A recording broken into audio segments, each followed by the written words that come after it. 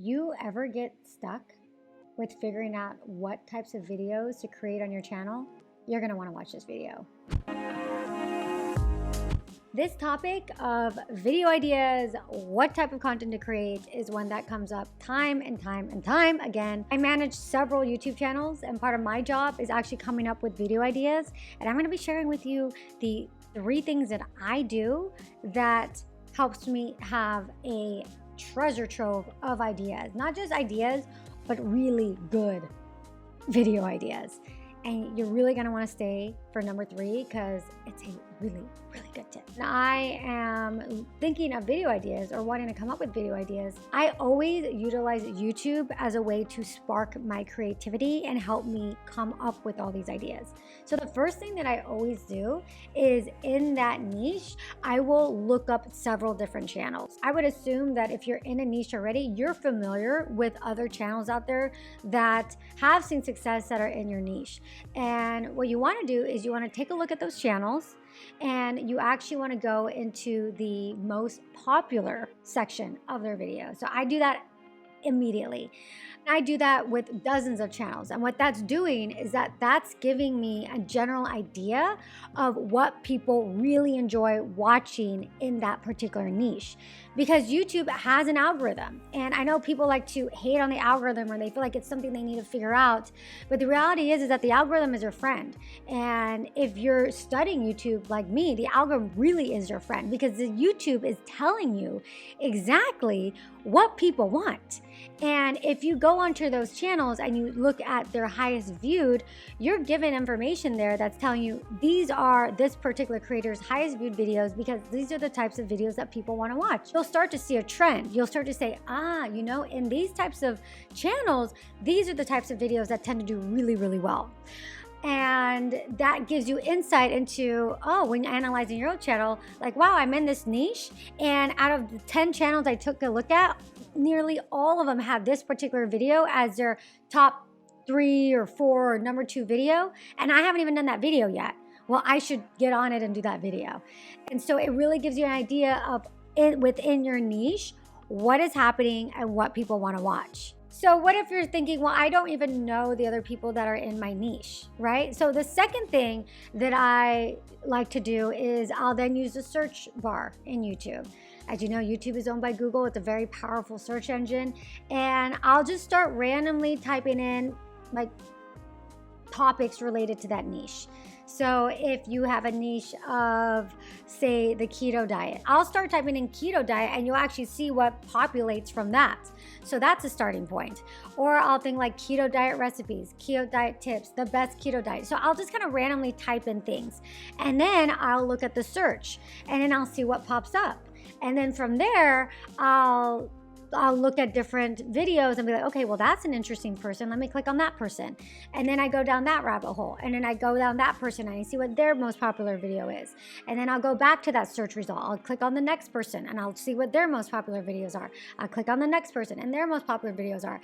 And the other thing that's really interesting too is that, with the YouTube algorithm, if YouTube is seeing that I'm watching a lot of keto related videos, then it'll start to recommend those videos on the right-hand side. So then I start to look and see what's happening on the right-hand side, what's getting recommended to me, what does YouTube think is so good that they're going to recommend to me, and then I'll start clicking on people there that I don't recognize, and then I'll start studying their channels. I'll look at their most popular videos. I also take a look at their most recent videos as well, because I want to see too how the numbers of their most recent videos compare to their most viewed videos, and I want to see, most recently, what are they talking about? Because that's the other thing you do want to pay attention to, is how long ago were those videos uploaded. If a video was uploaded not that long ago and it's one of their top views video, then boom, that's something you really want to jump on. But all of this is really giving you an idea of what is working and what isn't, and hopefully giving you just more ideas that you can use on your own channel. So one thing I do want to mention is that you don't ever want to copy. Like, you don't want to blatantly copy. And copying is never going to lead you to success on YouTube. YouTube truly is about authenticity. But when I'm looking at YouTube and I'm looking at these channels, what it's doing for me, it's sparking ideas and my creativity. And then what I do is I take that information and then I take my client and I know what their strengths are, I know what they're good at, and then I use both of those things to come up with unique video ideas. So I'll take the inspiration and the knowledge from knowing what is the most popular, mix that with my clients and my students' most unique assets and what I know that they're capable of and what they can bring that's new, fresh, and exciting to the table related to that topic.